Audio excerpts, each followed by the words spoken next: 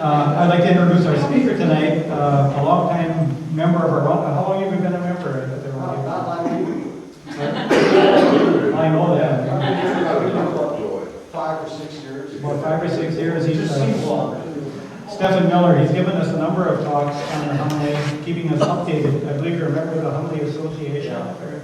So he has access that we don't have, which is nice, that we can depend on him to know what's going on with that. So with that said, I invite you up to give your talk to us.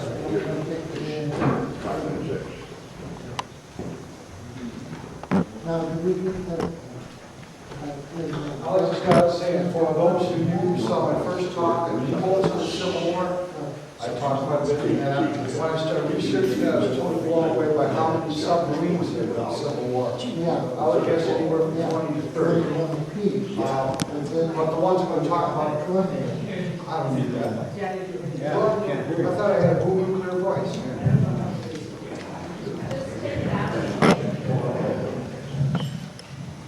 So tonight, I've been studying more and more about the Hunley and the mystery as to what happened to her after she sank the Housatonic.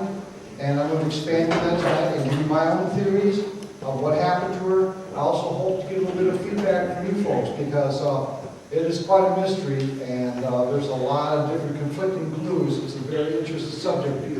But I will start out tonight with the CSS Pioneer was the first boat made by James McCormick, Horace Hunley, and Baxter Watson in New Orleans in 1862.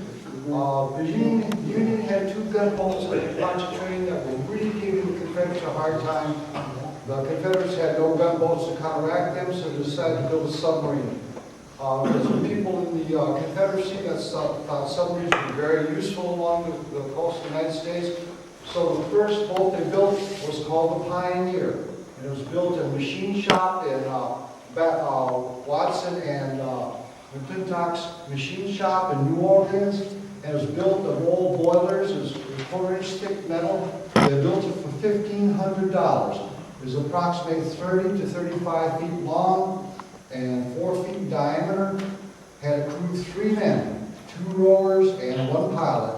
And you can see at the top, this is a pretty good rendition of it from the mechanical drawings they made at the time. In the middle of the 2 conning towers, you see a large silver cylinder. That was the mine.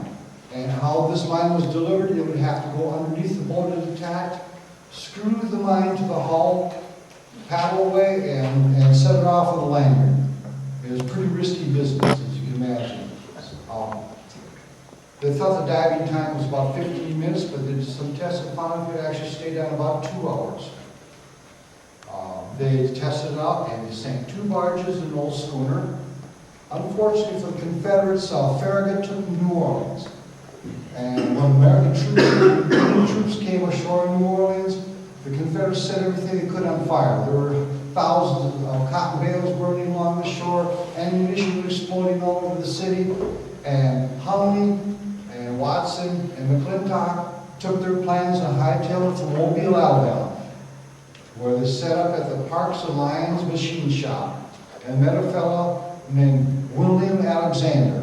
William Alexander was a machinist and engineer who recently moved from Great Britain, and he and Horace Hunley became very good friends. As a matter of fact, he became Hunley's second in command. And William Alexander also had ties with a fellow named George Dixon, who we'll also talk about, who became the captain of Hunley. They were both members of the 21st Alabama. 21st Alabama got chewed up very bad at Shiloh. Had lost about 33% of the men killed. And after that, the 21st was moved to Mobile Bay to become part of the defenses of Mobile. And George Dixon became very involved in the setting up of artillery to defend Mobile. And when he was asked to move to Charleston, which I'll get to in a little while, it was very well resisted. They did not want him to leave Mobile. He was a very handy fellow to have around. The second boat, I'm afraid I'm going to put this down a second.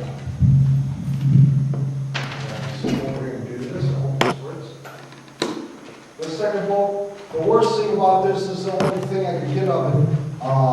The American diver, it was named the Pioneer 2, and then later on dubbed the American Diver. I hope you can all hear me. It was 36 feet long, 3 feet in width, and 4 feet tall. It had a crew of 5 men, 4 on a crank and 1 pilot. And they tried all kinds of innovations with this. They wanted to power it with an electromagnetic motor. When I first heard that, I went, electric motor in the Civil War?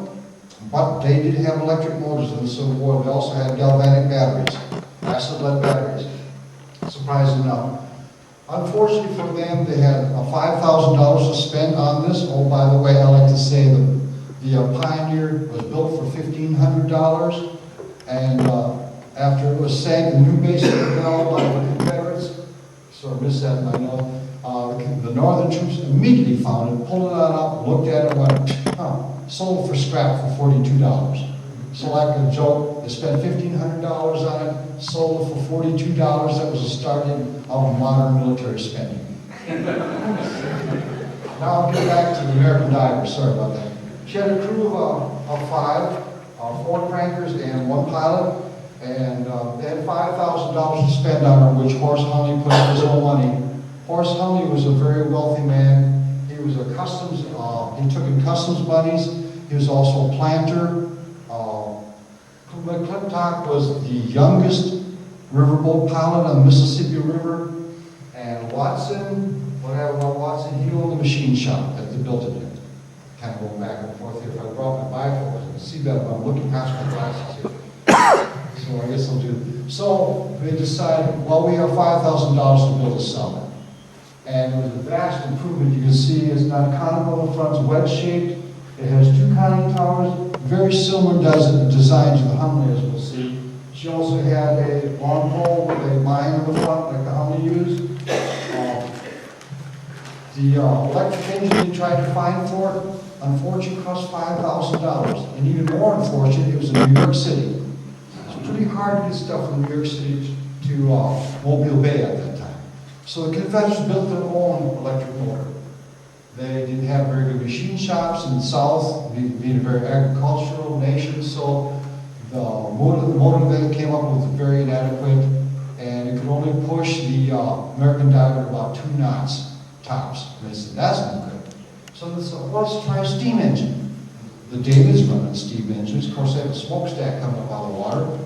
So their idea was to build a boiler, build up a steam pressure in the boiler, shut the burner off, and run off the steam in the boiler. But unfortunately, they didn't have boilers strong enough to hold that much steam, so they had to scrap that idea. Then they had the idea, let's use an ammonia motor. They had ammonia motors that ran the streetcars in New Orleans. I'm just amazed at all the stuff they had. Unfortunately, ammonia motors give off really bad fumes. And being in a submarine with bad fumes is not a good idea. So they thought, what the heck, let's go back to the crank. So they went to the crank, 4-man. This top speed was only about 4 knots.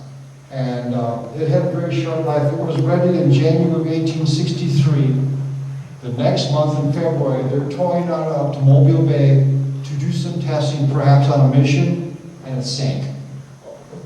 There were no people on board. It just swamped over and sank. It was a bad day. And interesting enough, the fellow Clive Cussler, who founded the search for the Hunley, is now looking for the American Diver.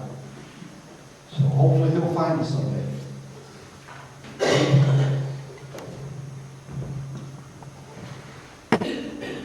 This is an interesting mock-up here. This is in Charleston. This is a model the Hunley made before it was found. This is what they thought it would look like. And they have some things right and some things wrong. The basic shape, the length and width are about right, but the conning towers are totally different. The conning towers each on the Hunley had 2 portholes on the front. One on the right side, one on the left side, and they had what's called a shear water, a long wedge-shaped piece of metal to part the water as it goes through the water so that the water wouldn't hit the conning towers and make little white caps.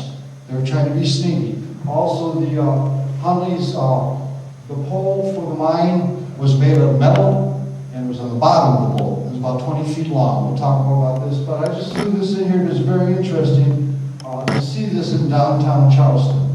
Walking along and dang, there's a Hunley, or something thereof.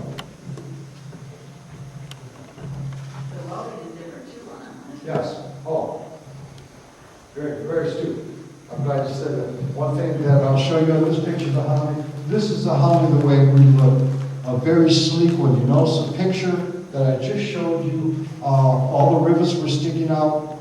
When they built the Hunley, they actually countersank the rivets. So the rivets go into the metal, and then they ground them off flush with the hull so there would be no drag.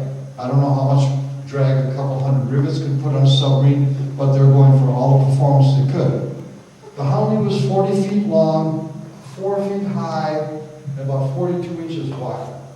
It was like getting into a propane tank. And they had a crew of 8. The keel was laid early in 1863, and she was launched in July of 1863. She cost $15,000. You have to understand that's about 1,000 months' wages for the average worker in those days. So that was a bit of cash for those days.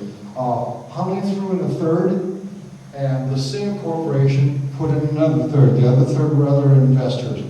The first submarines had letters of marque from the Confederate government. A letter of marque basically made them a legal privateer. And the deal was if you sank a monitor, you got $100,000. If you sank any other ship of war, you got $50,000. So that might explain some of the motivation why these guys signed up for these submarine duties. We'll talk about that a little bit later. But they had letters of marque.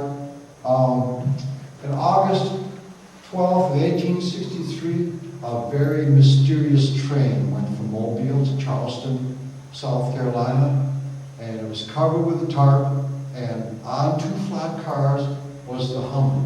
It was extremely heavy. It weighed between 6,000 and 7,000 pounds, and it was covered with a canvas, but everybody knew what it was. I mean, the Southerners knew what it was. They all knew where it was going. The Northerners knew what it was. They all know where it was going. It was the worst kept secret of the war. The Hunley was going to South Carolina. So, there are many myths and tragedies about the Hunley. One of the myths was that she sank 6 times, killing 35 crew members. Twice in Mobile Bay and 3 times in Charleston Bay. But with all history, myths have to be included in history. So the myths are simply myths. The Hunley sank 3 times, which is still not good. The first time was should have brought my Bible. The first time was at Fort Johnson, August 29th, 1863. The Hunley had been out during the day practicing dives. She was coming into dock, and she had surfaced, and the air, as you can imagine, inside a hull like that, extremely foul. As a matter of fact, the crew always talked about when they opened the hatches, the air tasted like it had sugar in it. It tasted so good. She was coming into Fort Johnson, and with the hatches open right on the surface, and their captain at that time was Lieutenant Payne. He tried to get up on the hatchway. Imagine the hatchway is only 16 by 14. So how wide are your shoulders? These guys would literally have to go in like this. So he was up in the hatchway. Once he got his hips hung up and he started flailing around a little bit, he kicked the dive gun. Because the sub was going forward, the planes went down, the sub went down. The Hunley only had approximately 200 pounds of positive buoyancy. So you're talking not very much at all. Maybe 20, 30 gallons of water would sink her. Well, because the hatches were open, she went down, water poured into the hatch, and she sank into 42 feet of water. Payne managed to get out, and another crew member that could never find his name, a guy named Charles Sprague got out, and a guy named Charles Haskell got out. Haskell was the lucky one. He went all the way to the bottom with it. He was trying to get the hatch open, but he couldn't get the hatch open. Finally got down. The pressure was, he got the hatch open, he swam up to the top. He was just as good as dead as anybody else. They pulled him out of the water. and rolled him over a barrel, which is the way they did CPR back in those days. They coughed and sputtered back to life. Charles Haskell has an interesting history after that. He became friends with Simon Lake. I don't know, anybody know who Simon Lake is? Simon Lake is considered the father of submarines. Simon Lake designed all the submarines for the British and for the Americans during the First World War. And Charles Haskell, the survivor, the lucky survivor of the first sinking of the Hunley, was a collaborator to him and taught him all he knew. So Haskell, he did good. But anyhow, I have a lot of information here. I have the names of the crews who died, but people tell me when I lecture I tend to do overkill on details. So if anybody wants to know who the crew members who were died, bad thing about Charles Sprague. I mean, he managed to survive. He stepped on enough heads to get up the hatch, and of course, when it went down, when they pulled it up, there was two divers named Smith and Broadfoot. They were from Scotland, and they were hard hat divers. They had copper helmets and oil canvas outfits. They went down, they found it, and of course, all the men were all crowded up, trying to get up the hatch, but Charles Sprague got up. Unfortunate for Charles Sprague, he was in the Hunley the second time sank too, when they all died. So you talk about, you just couldn't get away from it. The second sinking was October 15th, 1863. This is interesting because by now, George Dixon was the commander of the vessel. And his friend William Alexander was the second in command. Now, the second in command, the Hunley dove and surfaced very simply. They had two ballast tanks, one forward, one aft, and they had pumps. And when they wanted to go down, they would open a sea cock and let the ballast tank fill up. And when they wanted to rise, they would close the sea cock and pump the water out. So, this is how they did it. And Alexander was the one who manned the back pump. Dixon manned the front pump. He also was kind of navigator. And so, anyhow, interesting enough, they're going to do this test. And Horace Hunley goes up to Dixon and says, "Hey, I want to take her out to you." And a young fellow named Thomas Park, who was the son of the owner of the Park and Lion machine shop in Mobile, said to William Alexander, "I want to be second man today. You can have a seat. We'll take her out." So they spent the afternoon diving and surfacing, diving and surfacing. They dove underneath the engine chief. There were, by the way, 3 ironclads in Charleston Bay at the time: the Chicora, the engine chief, and I knew I was going to forget this one, the Palmetto State. And they were doing dives. How the Hunley ran at this time was it had a 150-foot line behind it with a 135-pound charge of powder. The object was to go underneath the enemy ship and drag that keg of gunpowder into the side of the enemy ship and blow it up. So they were practicing their dives, and the Indian chief guys were on their boat, and there goes the keg, and you hear the bump, yeah, okay. Went down, didn't come up. Everybody's kind of waiting. A couple bubbles come up. They're waiting, they're waiting, they're waiting. Didn't come up. Well, a couple of weeks later, Smith and Broadfoot went down, found it again, and when you start hearing about the problems that modern divers had with finding the Hunley, you wonder how these guys back in 1863, with their copper helmets and their oil canvas wetsuits, would go down in pitch darkness, and when you get down the bottom of Charleston Bay, you sink up to your thighs immediately. And these guys went down there and brought the submarine up twice. And both times, the bodies were in such bad shape that at one time they actually had to cut the arms off the bodies to get them out of the portholes. This is so. Years later, William Alexander gave told why the Hunley sank this time. Hunley messed up. Hunley forgot to close the seacock. and they took their dive, and unfortunately the design of the Hunley, the ballast tanks didn't have tops on them. They're open on the top. So if they overflowed, there's only one place for the water to go. The water went into the Hunley.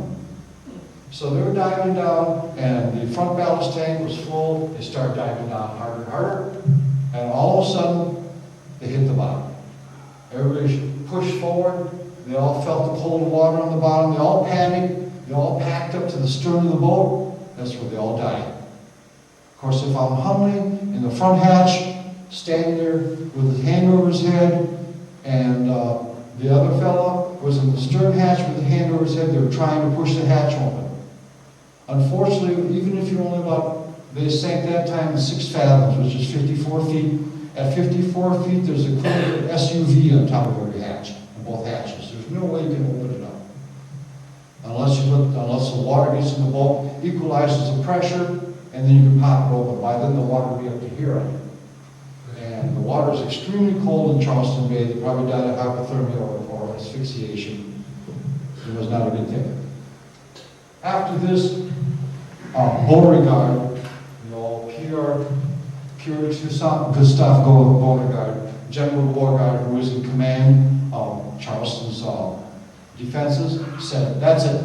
We're canceling the Hunley project." And Dixon said, "No, you can't do that. It's not the boat's fault. It was the fault, both times was operator error, we'll call it. That's what we call it these days." He said, "It's not the boat's fault." So, Beauregard said, "Okay, but surface only." And Dixon threw another hissy fit. He said, no, it won't be effective on the surface.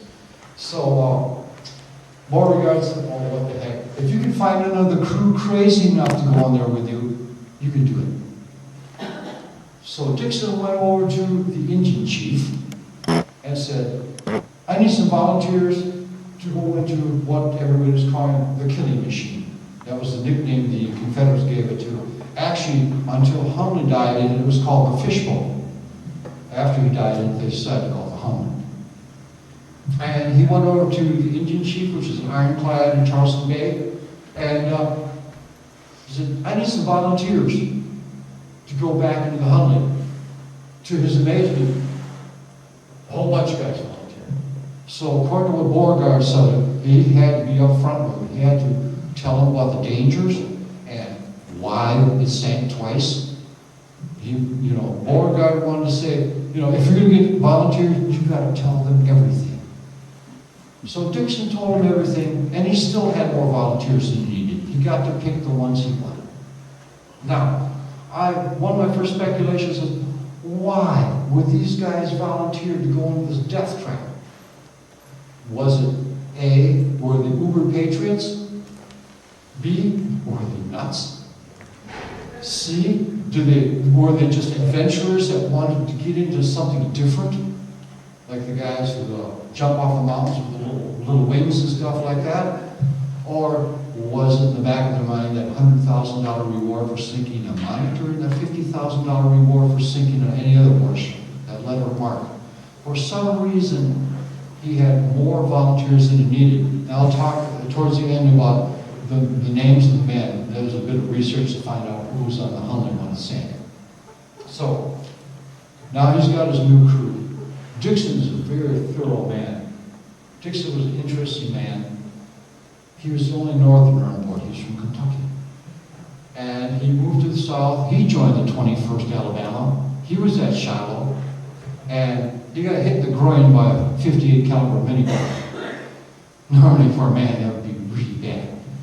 Fortunately for him, he was carrying a $20 gold piece in his pocket. And the bullet hit the $20 gold piece, creased it, and the bullet went down into the skin of his thigh instead of into where, which would be worse.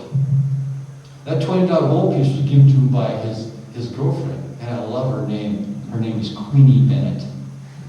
Queenie Bennett was rich man's little daughter. She was 15 years old. She was pretty cute.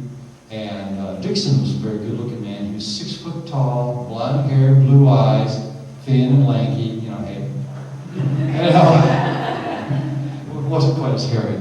But so that's the story about how he got saved by the coin and everything. And the coin was an interesting myth. People talked about the coin for years.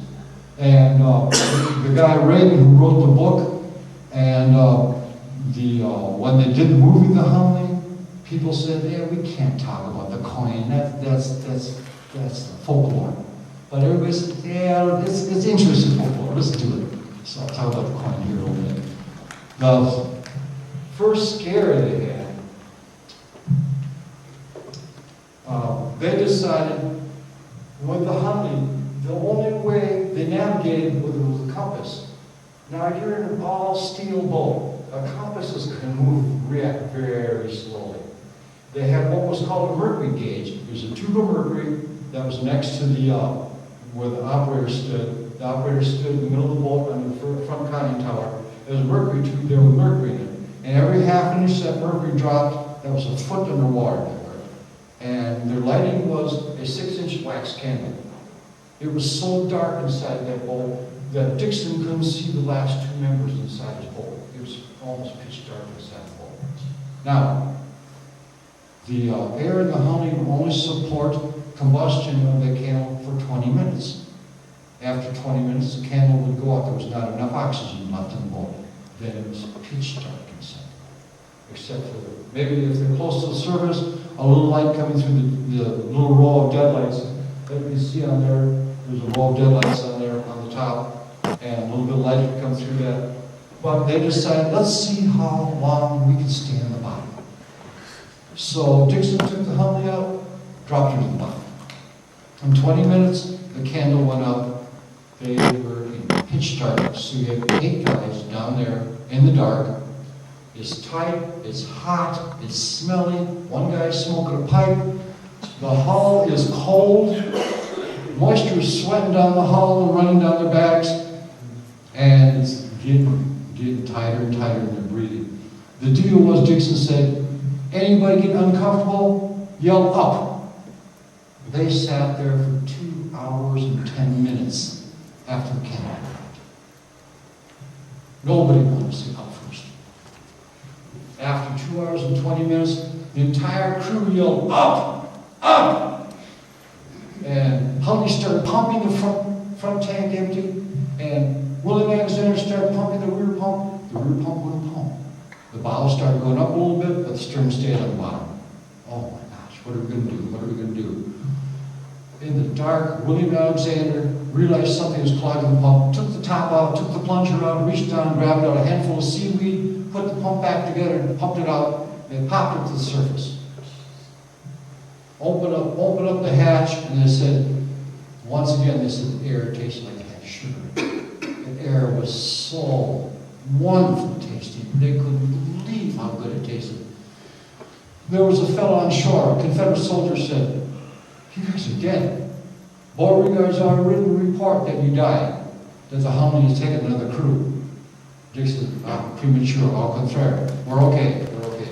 We now know we can stay down over 2 hours. If we're sitting still. The second scare was in January 1864, a month before the attack on Housatonic. And the Hunley was kept at the breach inlet, which was deep into Charleston Bay, way into it. And they stayed in Charleston. They had to walk 7 miles every day to get to the Hunley. Then they get into the Hunley, pitching and tossing and groaning and squeezing their way through the little hatchway to get in on the hardwood bench, get down there, crouch out, and start cranking.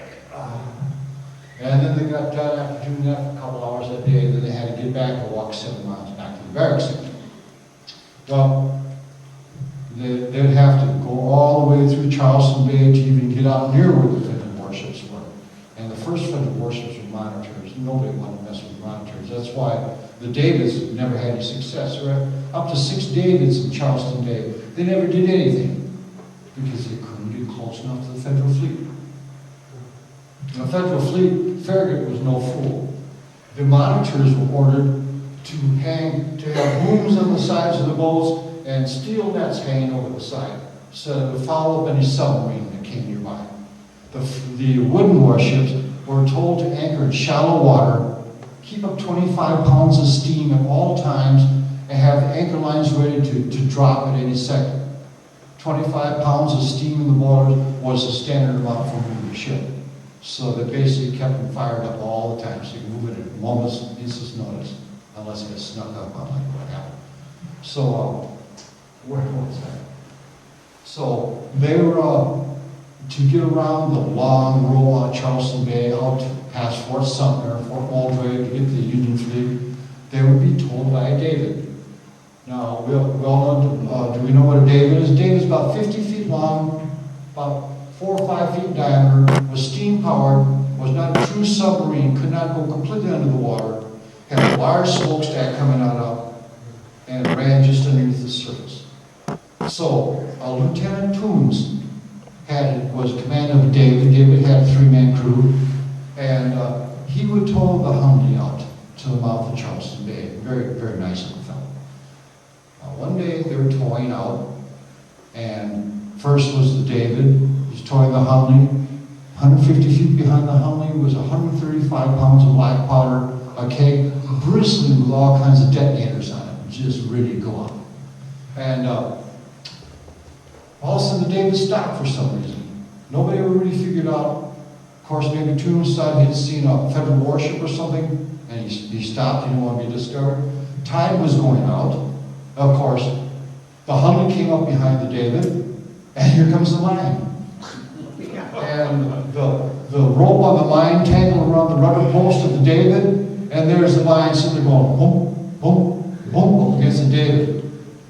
Holy mackerel, Toombs freaked out. He sends one of his crewmen into the water, "Get that thing off my boat!" The guy goes into the icy cold water. You have to understand that Charleston Bay is very cold for some reason. So, especially in January. So this guy's in the water, he's got his back up against the David, he's got his legs on this 135 pounds of powder with all his bristling detonators on it. He manages to push it off the David. The David starts going forward again, and the mine drops back. Well, that was it. After that, Toombs said, "I'm not going to tow that David. No way, you're not getting me near that." So right after that, they moved the Hunley out to what was called Salvage Island, which is out towards the mouth of the Chesapeake Bay. The only bad thing about being out there is that the Union Fleet was out there, the monitors and the big frigates and everything, and they were lobbing shells into Fort Sumter in that area and into Charleston around the clock, 24/7. Something about 100 to 120 rounds a day. And these were big rounds. And on the Sullivan Island area, they were exposed. They could actually hear the shells going over some of the railroad cars going on top. So, I kind of got to have my notes here. So after that, they decided to go back to, as you can see, a boom on the front with a 90-pound powder charge on it. And the object was, the end of the powder charge had a big barb on it, like a harpoon. Object was, whatever you're going up against, you had to go at full speed and ram that barb into the hull. Now, the Hunley could go about 4 miles an hour, 5 miles an hour on the surface, but you could hit 6 or 7 underwater. And like I said, you can see this is the epitome of technology at the time. She's got, her hull is smooth. If you look at the front conning tower there, you see there's 2 things that look like bazookas behind it. Those are actually snorkels. And those could be stood up so they could breathe when they're just under the water. Of course, they never used it because they're fairly useless. Because if they were high enough to use them, they might as well open the hatch. And if they're low enough that they needed a water would go in them, especially if there's waves, so they couldn't really use them. You notice there's no rivets, it's smooth. You see how small the conning towers are. You see the sheer waters in front of them. One thing they did not want to show us when they were on the surface, that they would have little white caps from the conning towers, so that the sheer waters in front to break the waves, so they could be more stealthful. And they had a cowling around the propeller to project the propeller's force more. And on the inside, you had guys in the crank. They had a chain drive. They also had a big, heavy flywheel. Once got the flywheel going, the flywheel kept the propeller going. So that, they just had to kind of keep adding to the flywheel. So Beauregard says, hey, the boom idea is good enough for the American diver. Why don't you go back to the boom? Dragging 135 pounds of power behind you, bristling with detonators all around. It's So then, okay, we'll go back to that. Let's skip on that. So, I told you a little bit about the precautions the North made. The mission, the day of the mission.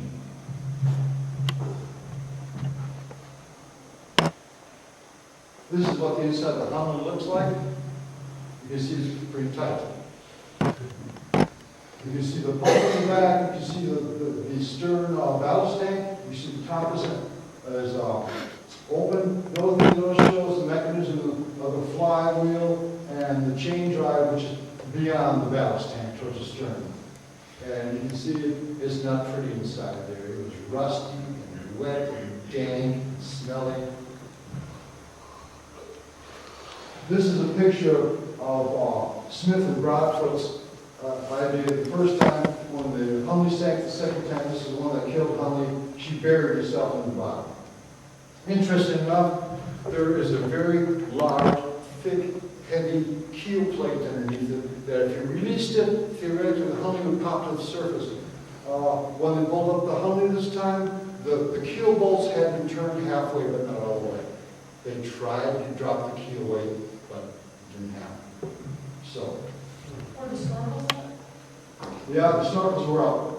But it's not as good as they're out of the water. Okay, February 17, 1864. You sure that right? It was the coldest day of the year. It was a full moon. Dixon didn't like the idea of the full moon. Full moon. But they started off from southern the island there where they berthed, and they cranked and cranked and cranked. Now the Hunley typically would dive.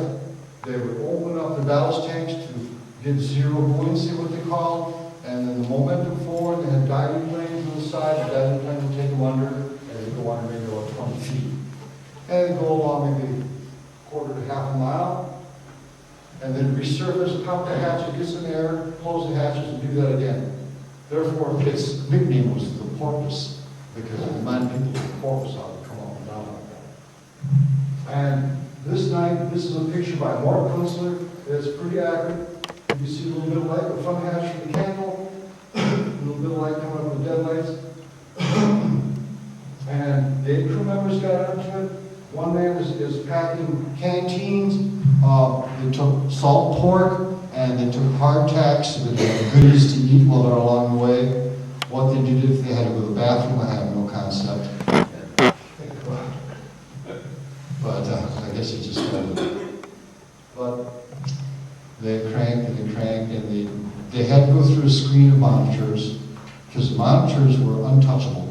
They had the steel nets, and they're going after one of the what they call a schooner of war, which were 3 massive boats, or big boats. When I think of a schooner, I think of like a 32-foot sailboat, but these were big boats. The one that they happened to be going after that night was called the Housatonic. The Housatonic was a very bad boat. It was a screw sloop. It was 205 feet long, 38 feet wide, top speed of 9 knots, 160 officers and men. Its armament, I'll read, was one 100-pound Parrott rifle, 3 30-pound Parrott rifles, 1 11-inch Dahlgreen smoothbore, 2 32-pounders, 2 24-pounders, 1 12-pound howitzer, and 1 12-pound rifle. So this was a very formidable warship. It is not a 32-foot little schooner. It was a sloop of war. The Housatonic had a reputation with the South. The Housatonic had captured several blockade runners, including the CSS Georgia, which was one of the more famous raiders of the Confederate Navy. The CSS Georgia was coming into Charleston with a load of rifles and ammunition one time, and the Housatonic ran her ashore. So the Housatonic was not particularly in favor of the Confederates. They wanted to get it. So the Housatonic anchored about 4 or 5 miles out that night. It probably took them get there, hard cranking. So these guys were pretty tired by the time we got up. You can imagine, how long do you think you could do this on a heavy flight? I don't know, I couldn't do it for a lot. These guys were different from us. So, they were porpoising out there, and they went underneath for a while. They popped up. Dixon looked out the hatch. Holy mackerel, we're 100 yards away from the Housatonic.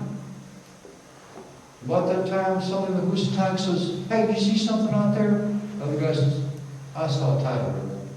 Nothing. So Dixon's going all speed ahead. Those guys are just giving it all they have after they've been doing it for an hour or two. They're giving it everything they have. And about then, here's the Housatonic.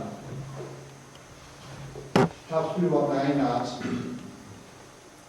All of a sudden they realized that it was not a tidal ripple, it was not a log, it was not a porpoise. It was an infernal machine. By the time they realized that it was the Hunley, of course they thought it was a David at the time. It was too late to depress the guns, but the entire side, starboard side of the Housatonic, opened up a small arms fire. Rifles, double-barrel shotguns, pistols, whatever they had. The guys inside, you could probably hear stuff pinging off. Now, the National Geographic, I'll do an aside, did a very interesting forensics test this year. They actually made a replica of the front conning tower and set it up with glass in it, the portholes and everything, and fired at it with weapons of the period.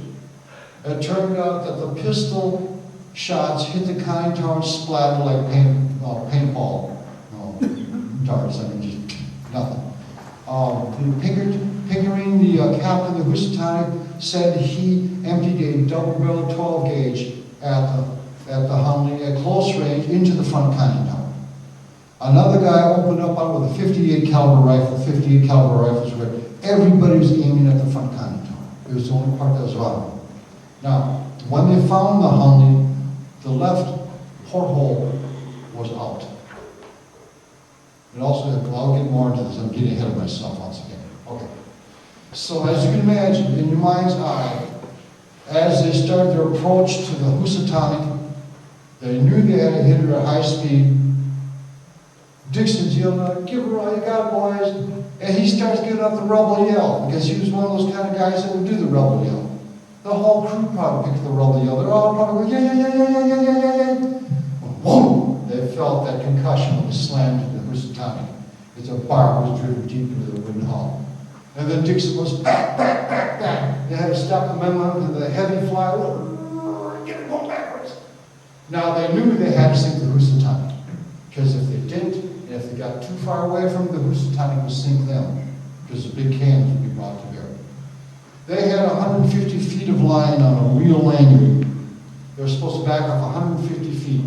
Now you realize that these days they knew nothing about underwater concussion. Nothing. They knew nothing about the bends. They knew nothing about shock waves. So would 150 feet been sufficient to protect them from a 90-pound charge as it went off? You'll never know. Because according to witnesses in the Housatonic, the charge went off and the Hunley was only 50 feet away. Why did this happen? Perhaps when the bullets hit the reel and jammed it up and made it miss work. But the Hunley was very close to the Housatonic. Here's clue number one. It went off 50 feet away. Now, I propose that anybody touching the hull of the Hunley when that shock wave hit him was either knocked unconscious or had the wind knocked out of him or maybe even concussed. I mean, it would have been pretty much, we all know that shock waves travel faster and stronger in water than in air, and through metal better than through water. So if they're 50 feet away when that went by, a shock wave hit them, it was pretty hard. Probably, like I said, it might have knocked someone out, it might have just knocked the wind out of them. But there's contradictory clues here. The Housatonic, it was not a big explosion. No one from the shore saw it. I always like to say it's probably more like watching the Housatonic pass gas underwater. say it as polite as I can. But anyhow, the explosion was effective. It blew the entire stern off the Housatonic, cut her drive shaft in half, and blew her rudder off. She sank within 5 minutes. Now you have to imagine, they were trying to cut the anchor lines loose, they were trying to put her in gear to move her, but the Hunley was on too quick, just too quick. They didn't have time. So in those couple of minutes before the Housatonic sank, by the way, the 5 men in the Housatonic were killed, 2 outright, and for some reason one guy went back to his cabin because he had $300 down there, he wanted to get it. He never got back up. Another guy got a lifeboat and said, I can get back on the boat. He went back in the Housatonic and they never saw him again. So 5 guys drowned, and they got 3 boats into the water. The rest of the guys ran up into the rigging like rats and sat, because Housatonic sank in 27 feet of water. And they got away 3 boats, and immediately those boats went around trying to pick up people in the water. Another boat took off and went over to another vessel that looked like the Housatonic called, I have to say this slowly, the Canada did go out. The USS Canada did go out. I could spell it. C-A-N-A-D-I-A-G-U-A. However you want to pronounce it. And here the Canada comes rushing in. Now there are a series that perhaps the Canada ran over the Hunley. Because the Hunley, when they pulled her up, she did have some severe hull damage besides the porthole damage, but we'll talk about that in a bit. But the fly in the ointment of that is 15 minutes after the Canada showed up, the blue light was. Now the blue light was the signal that Dixon was supposed to give when he was ready to come back to shore. It was what was called a blue carbon light. It was very, very bright, only about that big around. Now, if nobody saw this light, there wouldn't be so much mystery. But people saw the damn light. Guys in the Housatonic up on the rigging saw the light 800 feet off the stern of the Housatonic. And Confederate soldiers on shore reported they saw the light and they lit the signal fires to guide the Hunley back. So, Canada did not run on. The Hunley was afloat 45 minutes after the explosion, but the tide was still going out. Now, they knew one thing, they could not fight the tide, no matter how hard they cranked. They could not fight the tide. Keep that in mind. That's the number. So, years later, when they found the Hunley, another strange clue, they found her seaward of the Hunley, of the Housatonic, farther out to sea, about 500 yards past the Housatonic. And in front of the Hunley was an anchor, stuck in the sand. Now, it was a Civil War era anchor, and it looks like it belonged to Hunley, and they certainly would have taken an anchor with them. If they were being swept up to sea, their instinct would have been to drop an anchor and stop being dragged out. However, with a submarine like that, if you drop an anchor, and the anchor bites, you're going down immediately. You just go, you're going to be pulled down no matter how much ballast you have, no matter which way your diving planes are turned. So, another clue, the anchor. We have clues of how close was the Hunley to the Housatonic when it went off, when the mine went up. It was very close. We have witnesses seeing the blue light 45 minutes after the explosion. The Hunley was still afloat, and someone on the Hunley was still alive and functional.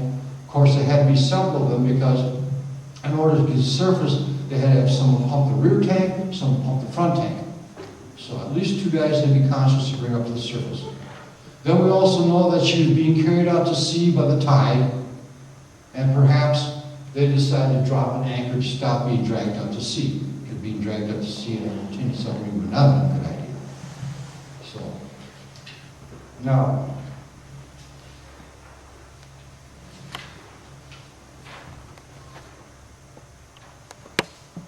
there were myths of the Hunley. Interesting enough, the people in Charleston didn't find out for 10 days that the Housatonic was sank. News didn't get around to it was pretty well secret. And then after that, all kinds of stuff happened.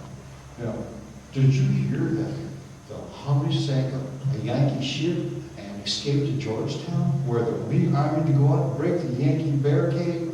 Those men are heroes, and they're going to go and they're going to save us. Georgetown is 40 miles away. And another guy said, oh no, I heard they went on a rampage that night. They not only sank the Housatonic, they sank 2 other Yankee ships. One of them was a troop carrier full of Yankee troops fixing to invade us. Well, the Hunley never made it to Georgetown. And the Hunley only carried 1 torpedo. They could not sink 3 boats. But people, you have to understand the people in Charleston, were not very happy people. They were getting bombarded every day, 24/7. These 100-pound shells were arcing in the city, not killing a whole lot of people, but there wasn't a piece of glass in the entire city. And every bit of glass was broken. Buildings were crumbling down. And I don't know if you've been in a bombardment. I haven't, but it could be really a drag after a while. Just having shells come into your town and blow up all the time. Getting a little bit ahead, 1865, our friend Angus Smith, the diver who found the Hunley the first time, said he dove the Housatonic, and the Hunley was right next to the Housatonic. As he said, the small little Hunley was right next to the huge hull of his great victim. So we found out later that was BS. In 1866, a lieutenant named Churchill from the Union Navy went out and surveyed the Housatonic, and he found the Housatonic because the Housatonic was being a pain that took us to all navigation coming to Charleston Harbor because boats kept running her over.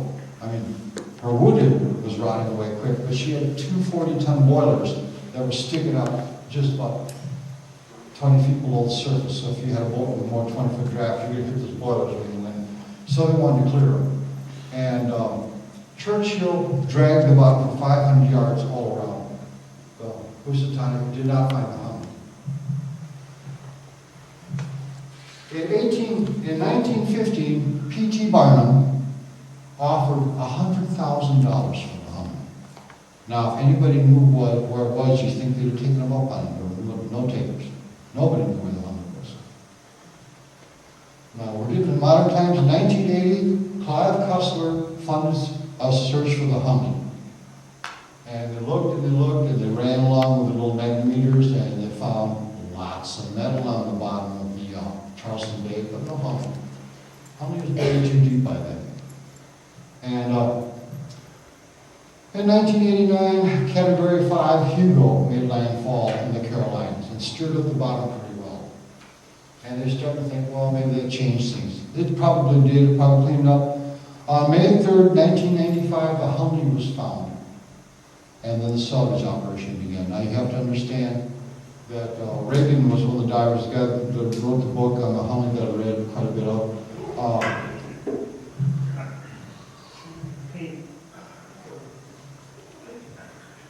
Oh, it's just the leg cramp?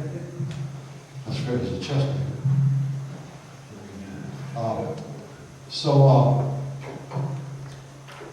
In 1995, they found it.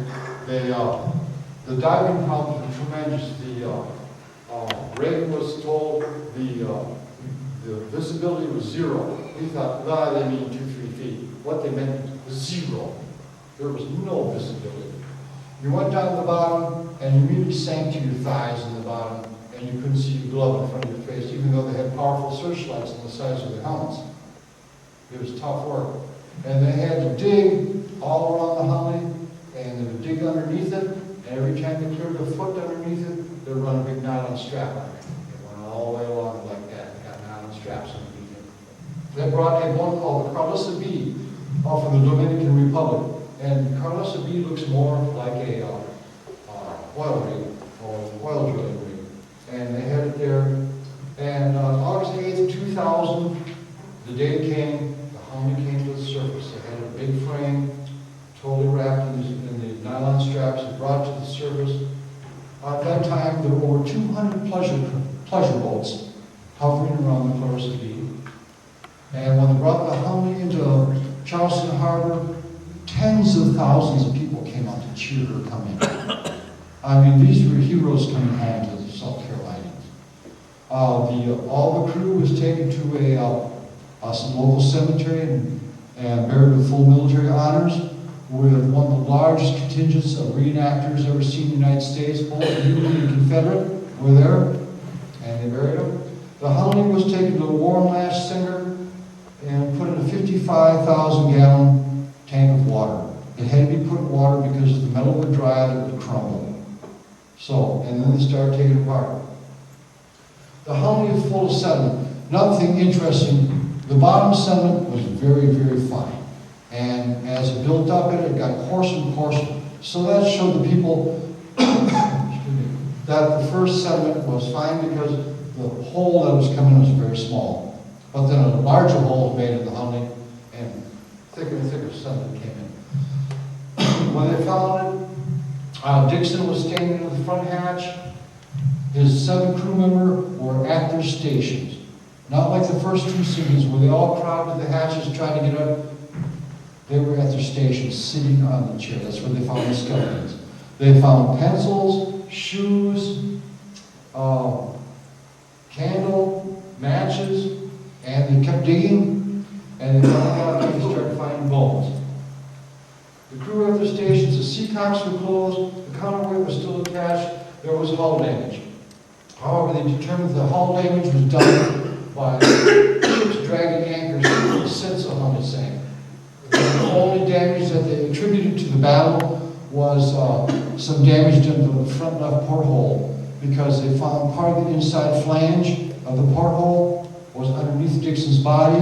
It had no sediment underneath it, so they hypothesized that the piece of flange hit the bottom before any sediment built up on it. The boat was completely full of sediment.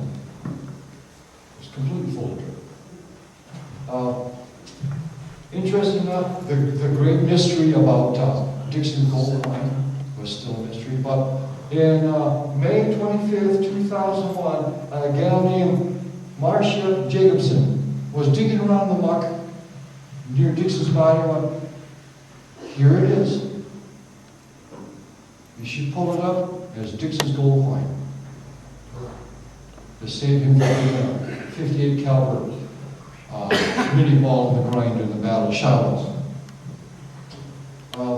National Geographic did forensics of the conning tower, like I said, and discovered that indeed a 58 caliber mini ball could have damaged the front conning tower to some extent.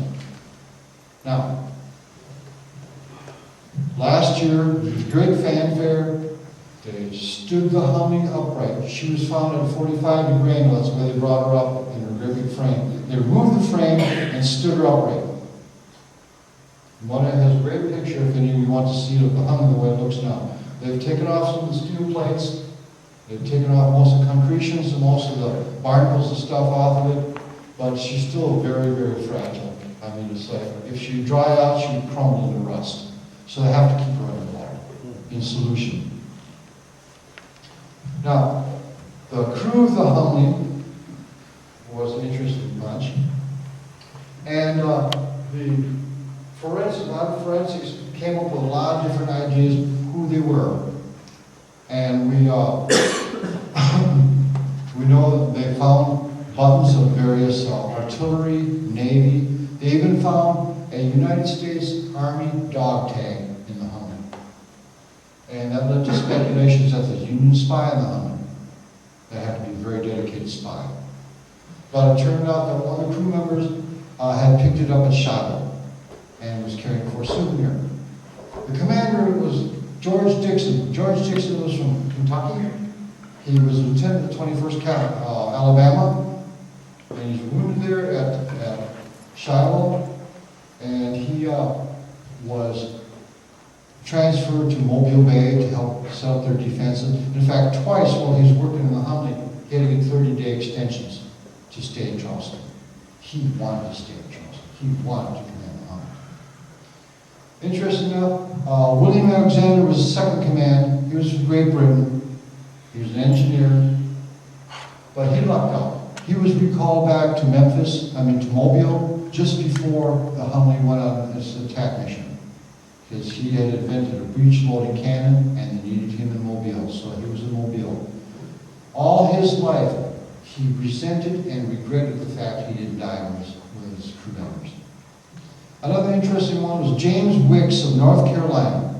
He enlisted in the U.S. Navy in 1861, and he was on the USS Congress when it was attacked by the Virginia to Hampton Roads in March of 1862. As we all know, the Congress and the Cumberland were totally destroyed by the Virginia.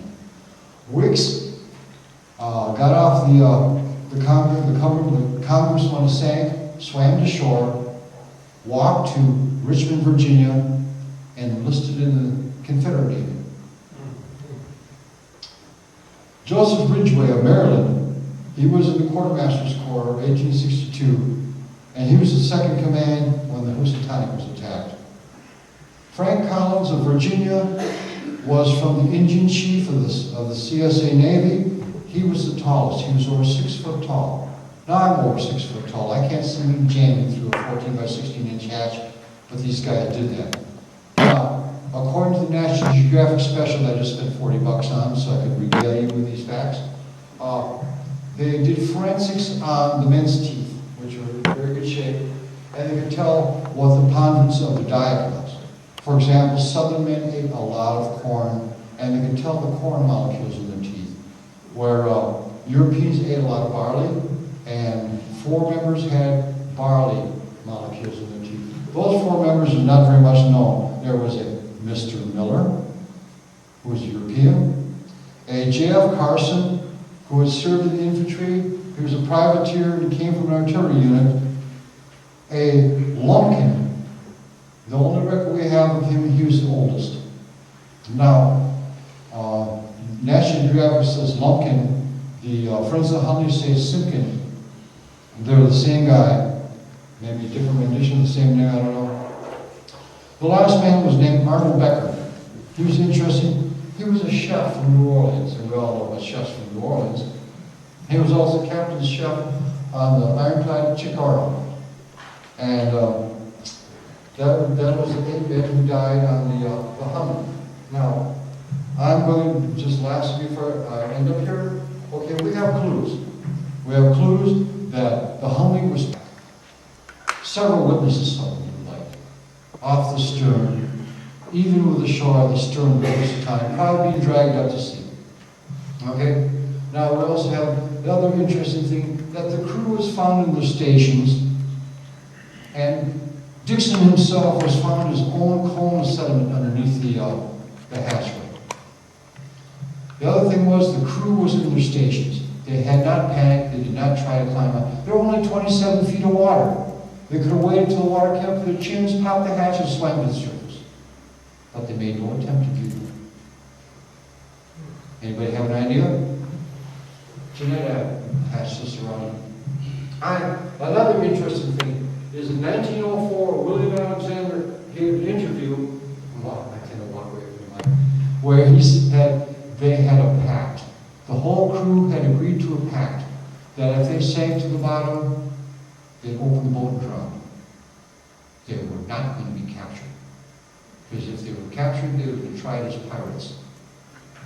How they hung. So they had that agreement. So my hypothesis was the front conning tower was damaged. There was probably a slow leak in it. Even at 27 feet down, you could probably hold a shirt up against and stop that leak. However, the leak was enough that fine sediment started coming through to start filling up the bottom with fine sediment through the years. And then, of course, as bigger holes got ripped through the Hunley by anchors dragging over, boats running over through the years. What happened to the crew?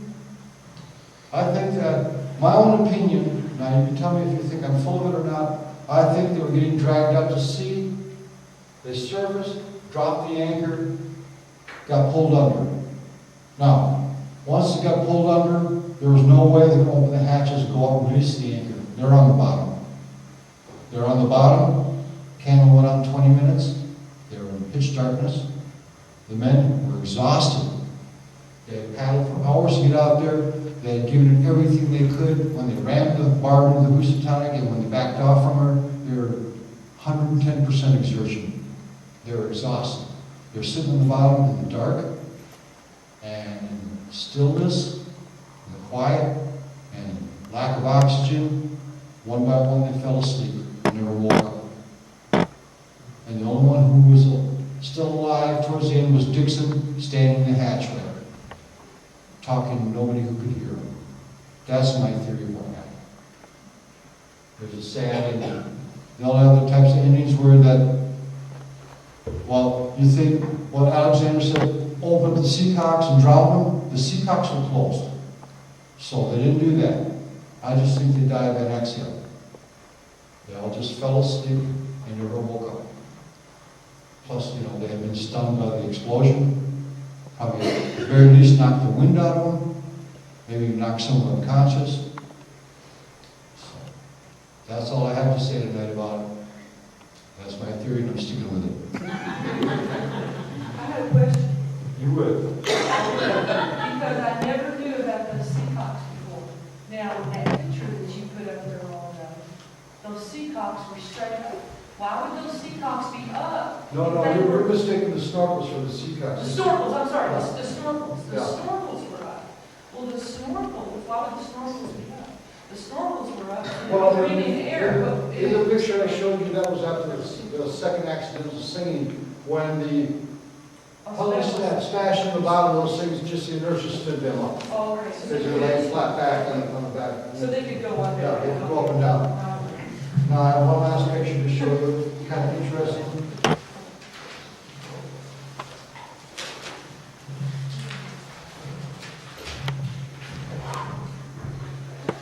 Some very smart people did reconstructions of the crew of the Hunley. And I finally managed to get the left here is Jordan Dixon, our young man from Kentucky with gold mine. The next one is Becker, the chef. The mysterious lumpkin, the pipe smoker, and Collins. And the last picture I have to show you, we have Carlson, the mysterious Mr. Miller, Wicks, the guy who survived Congress, and Ridgway. And how they got these is from just descriptions of them from their military papers, and also from reconstruction of the skulls. They have people that are very good at this, and they take skulls and they add clay to it like muscles, and they add skin, and this is what they come up with what these men look like. So these are the crew that gave it their all. So the Housatonic went down, killed 5 men, but during the testing of the Hunley, 21 men died.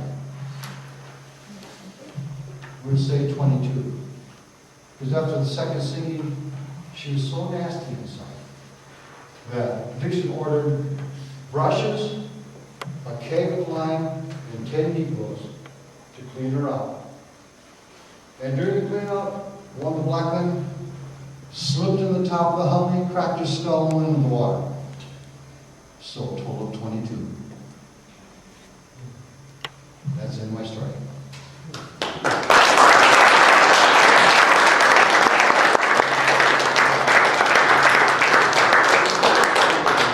Are there any questions?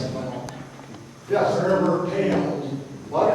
Was there ever a payout for saving that bullet? A payoff? Yes. To whom? To whom? No, there was never payout. As a matter of fact, the interesting thing, when Smith and Bradford went down to bring it up, they were promised a certain amount of money to bring up the Hunley, and they got the Hunley up safely, and the Confederate government stiffed them. So, what can you say? You know, was it ever gone to their relatives or? No, they didn't, their whole thing was, well, they're dead. We're all hanging out. Approximately, how many feet there? Mile, or how far was this structure away from where it was a tent?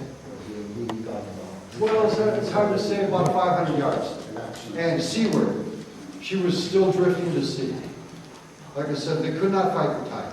They knew they couldn't fight the tide. They went up, as they went up to the Housatonic, the tide was going on. During the attack, the tide was going on. After the attack, the tide was still going on. There was no way they could have fought the tide back. Plus, they had to run a gauntlet. You have to understand that after the Housatonic went down, She had 3 boats out, Connecticut came in, she had boats out. It was swarming with ticket boats, and one was called calcium lights. They're extremely bright white lights. They were looking for it. They were looking for it. They thought it was a David. They didn't know it was a true submarine. They were looking for it. So, west on, yes. What did they use for a light down there before, when they were just going anywhere? 1 6-inch candle was all they had inside. As a matter of fact, it was so dark in the Hunley that Dixon couldn't even see his last 2 or 3 men. It was pitch dark in the back of the boat. So that's part of the thing I'm saying is those guys had some cojones. To get into that little thing, like I said, about the size of a propane tank, it was dark in there, it was smelly, the air was thick and foul, the sides, the water was cold, it was humid inside, of course, the water and frost was forming on the inside of the hull, and they knew it was a death trap. So what motivated these guys so much? Maybe the war. Yeah, they really thought that submarines were the answer. Now, you know, the Confederates didn't have a whole lot, they didn't have much of a Navy, they had no Air Force. That's a joke. So the Confederates came up, they invented the ironclad, they invented the torpedo, and they invented the submarines. Now, the North actually made better ironclads. The North had a submarine program, but they dragged their heels on it. Their attitude was, we sail on top of the sea, not underneath it. Right. So they made the alligator it sank. They didn't try much after that. But the Confederates had submarines everywhere. There were at least 4 to 6 Davids operating in Charleston Bay, at least 4 to 6 Davids operating in Mobile Bay. There were Davids operating in Galveston Bay. There were Davids operating around Willingham, North Carolina. There was Davids everywhere. They were quick too. They could go about 12, 13 knots. They were faster. As a matter of fact, there's people that think, I mentioned this in our last talk, that when Farragut attacked Mobile Bay, and when he said, oh, heck with the torpedoes full speed ahead, right after the ironclad, the double turret monitor, the Tecumseh, had hit a mine and sank. Farragut took his fleet through the minefield that said they could hear a trigger snapping on the hull. One went off. Why did that one go off? None of the other ones go off.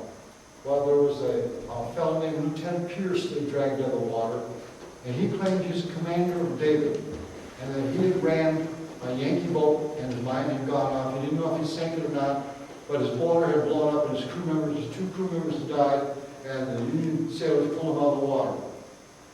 Did a David sink the Tecumseh, or did the Tecumseh run into a mine? Guess we'll never know. Anything else? Okay.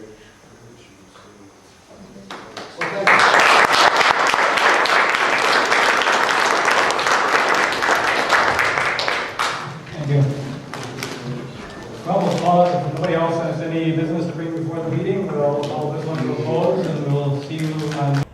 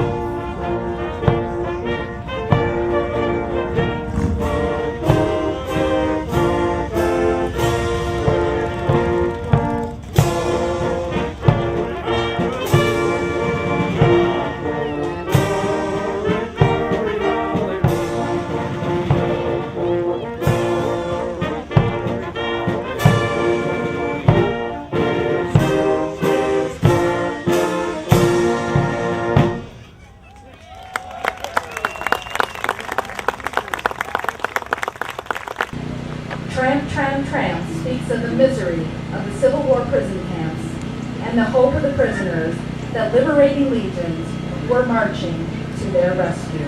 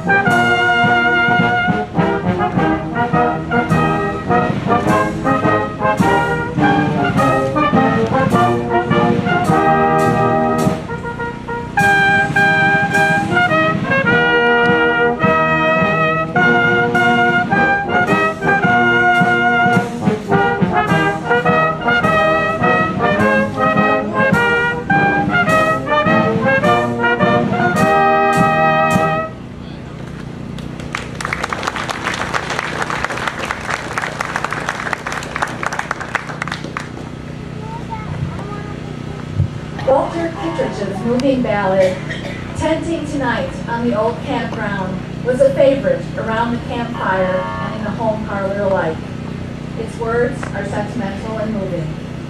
We are tired of war on the old campground. Many are dead and gone. Of the brave and true who left their homes, others have been wounded long.